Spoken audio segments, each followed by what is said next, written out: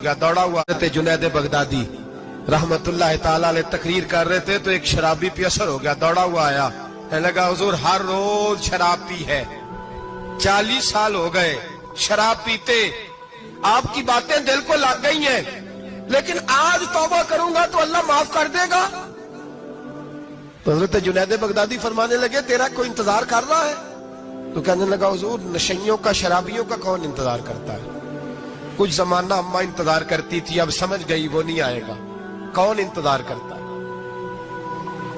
समझ गई वो नहीं आएगा। कुछ अरसा बीवी ने इंतजार किया, समझ गई किसी नाली में पड़ा होगा, नहीं आएगा। बहन भाई बाल बच्चे इंतजार करना छोड़ गए, अब मेरा कोई नहीं इंतजार कर रहा। तो हज़रत जुनैद बगदादी रो पड़े, फरमाने लगे नहीं, रब की रहमत तेरी तौबा का अभी भी इंतजार कर रही है, खुदा का करम तेरी तौबा का इंतजार कर रहा है, आजा, दरवाजा खुला हुआ, लौट आया। वो शख्स कहता है जब बात सुनी तो अल्लाहू अकबर कहा, कपड़े फट गए, कदमों में गिरा, वुजू किया, गुस्ल किया, मस्जिद आया, कहने लगा या अल्लाह तू वाकई राजी है, वाकई राजी है। तो फरमाते जब वो रो रो के ये दुआ कर रहा था तो मस्जिद के हर कोने से आवाज आने लगी, तूने सच्ची तौबा कर लिया तो तेरा रब राजी हो गया है, इनको पकड़ के लाओ। और हजरत जुनैद ने ये बात सीखी कहां से? हजरत सीरी सख्ती से। हजरत सीरी सख्ती आपके मुर्शिद थे, तो गुजर रहे थे गली में, एक दरख्त के नीचे रश बड़ा था, दरख्त था तो लोग वहां इकट्ठे थे, रश था। तो आपने कहा जुनैद पता तो कर यहाँ क्या है? लोगों ने कहा हुजूर एक शराबी शराब के नशे में मस्त ऑल फॉल बोल रहा है और लोग तमाशा देख रहे हैं। हजरत गए, छड़ी हाथ में थी, जवानों से कहा चलो निकलो भागो, सब लोग चले गए। तो फरमाया जुनैद जा प्याले में पानी ला। फरमाते मैं पानी लाया तो हजरत ने अपने हाथों से उसका मुंह धो डाला। अल्लाह करे इनका कोई मुंह धोने वाला ही आ जाए, अल्लाह करे कोई आए जो इनका मुंह धो डाले। ये तो बेचारे अब उलझ गए गुनाह में, कोई आए इनका बाजू थामे, मुंह धो डाला। और धो के ना मुंह, तो रब करीम के वली की आंखों में आंसू आए और कहने लगे अल्लाह मैंने मुंह इसलिए धोया है कि जितने लोग शराब की बू सूंघेंगे इसके शराबी होने पे गवाह बनेंगे। चलो अब मुंह धोया है, कोई बू तो नहीं ना सूंघेगा, और लोग तो गवाह ना बनेंगे कि शराबी है।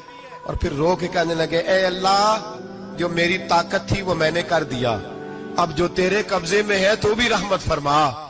मेरी ताकत में मुंह धोना था, मैंने धो डाला है, तू दिल धो दिया करता है, मेहरबानी कर इसके दिल को भी सफाई अता फरमा दे। ये कह के चले गए। फरमाते हजरत जुनैद में तहज्जुद का वुजू करा के जनाबे सीरी सख्ती को मस्जिद में लेके पहुंचा तो वो शराबी मुझसे पहले मस्जिद में बैठा हुआ था और आवाजें आ रही थी, सिर्री तूने मुंह धोया था तो हमने दिल भी धो डाला, धो डाल इनके बाजू।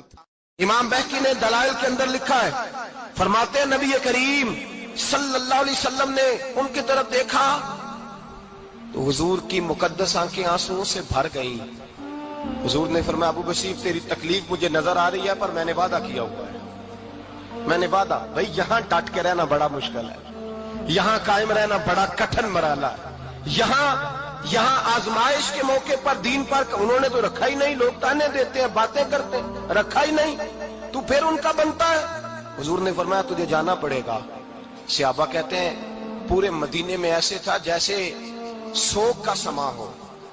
जब वो दो सिपाही हजरत अबू बशीर को पकड़ के ले जा रहे थे तो वो पलट पलट के पीछे देखते थे, पलट पलट, पैरों में खून है, आंखें आंसुओं से भरी हुई। फरमाते हैं जब वो पलट रहे थे तो मदीने की गलियां भी रो रही थी। मेरे नबी पाक जब वो आंखों से ओझल हो गए तो हुजूर बैठ गए जमीन पे, नबी पाक ने रोना शुरू कर दिया। फरमाया अल्लाह तूने इस शख्स की मदद फरमानी है, इस पर करम करना है, अल्लाह इसका ख्याल फरमाना, उसके लिए दुआ की। हुजूर रोए। हजरत अबू बशीर बाहर निकले तो वो जो काफर थे ना वो कहने लगे तू बड़ा बनता था उनका, उन्होंने तुझे रखा नहीं, तुझे रखा भी नहीं। तो हजरत अबू बशीर ने थप्पड़ मारा मुंह पे, कहने लगे मैं वो नहीं जो थोड़ी सी बात से बदल जाऊं, ईमान यकीन और इस्तिकामत की दौलत मिली हुई है। आप फरमाने लगे मेरा तो ईमान और पुख्ता हो गया है कि मेरा नबी अपने वादों का बड़ा पाबंद है, मेरा रसूल अपने वादों का बड़ा पाबंद है। हजरत अबू बशीर कहते हैं मदीने की सरहद गुजर गई तो मैंने खींची तलवार, उनमें से एक सिपाही, अब आओ मेरे मुकाबले में जिसने आना।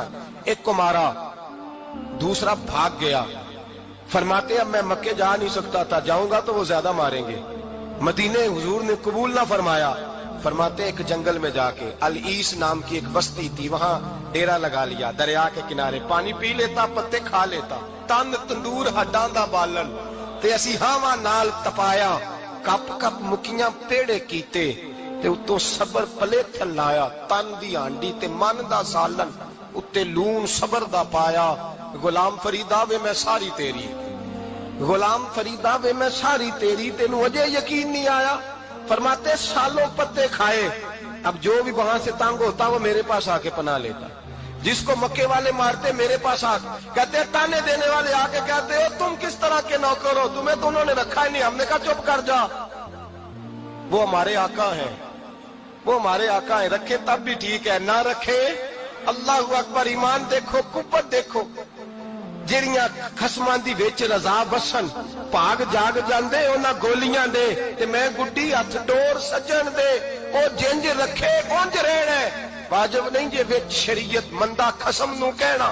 فرمایا بس ٹھیک ہے, جس طرح حضور راضی ویسے ہی ہم راضی. حضرت ابو بصیر رضی اللہ تعالیٰ عنہ کے پاس 300 صحابہ کٹھے ہو گئے, 300.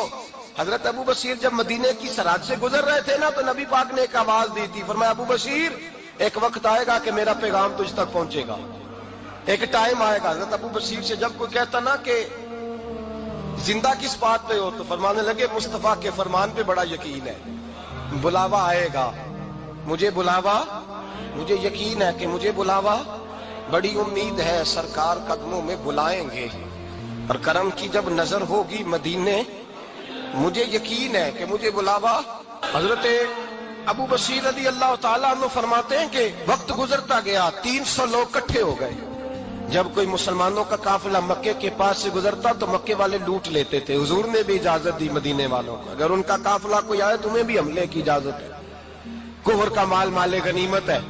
حضرت ابو بصیر کہتے ہیں جب بھی ہمارے قریب سے وہ رستہ تھا شام کی طرف جانے کا, جب بھی کافر گزرتے ہم ان کے قافلے پکڑ لیتے, لوٹتے, ہم بھی ان کو اس طرح کی سزا دیتے جو مسلمانوں کو دیتے تھے. فرماتے ان کا جینا محال ہو گیا.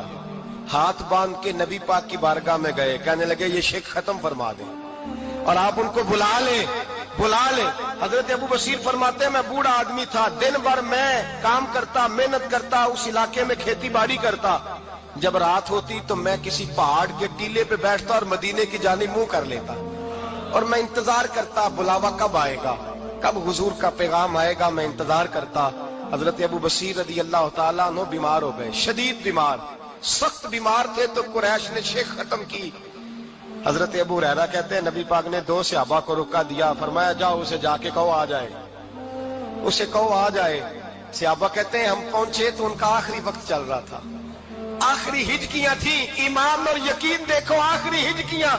لوگ کہتے ابو بصیر وقت آ گیا, وہ کہتے نہیں ابھی وقت نہیں آیا, وقت تب آئے گا جب نبی پاک کا بلاوا آئے گا. حضور کا وعدہ تھا وقت تب آئے گا جب میرے نبی کا بلاوا آئے گا, بھی بلاوا نہیں آیا تو ابو بصیر کا وقت بھی نہیں آیا. صحابہ کہتے ہم نے جا کے رکا, تھمایا, اٹھنے کی بھی طاقت نہیں تھی.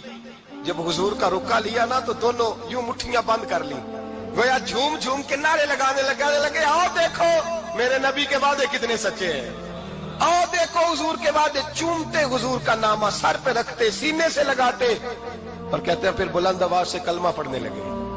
کہنے لگے حضور میں حاضر ہوا, یا رسول اللہ میں آیا. کہتے بلند آواز سے کلمہ پڑھا اور ان کی روح پرواز کر گئی, ان کی روح پرواز کر گئی. نبی رحمت صلی اللہ علیہ وسلم کے غلاموں کا یقین, اعتماد اتنے اعلیٰ درجے کا. کمزور مسلمان, دائیں بائیں دیکھتا مسلمان, کفر کے وعدوں پر اعتبار کرتا, یہودی عیسائی اور سکھ کے وعدوں پر اعتبار کرتا, دنیا دار ٹھگ اور چور کے وعدوں پر اعتبار کرتا, یہ رب کریم کے وعدے پر اعتبار نہیں کرتا, یہ اللہ رسول کے ساتھ اپنی توجہ کو مبذول نہیں کرتا. میرے رسول کریم سید عالم صلی اللہ علیہ وسلم کے غلاموں نے اعتماد کر کے, یقین کر کے ہمیں بتلایا ہے کہ جب تیرے پاس یقین کی دولت ہوتی ہے پھر تو دنیا کا طاقتور آدمی ہوتا ہے. جب تیرے پاس ایمان کی قوت ہوتی ہے تو دنیا کا سب سے مضبوط شخص ہوتا ہے.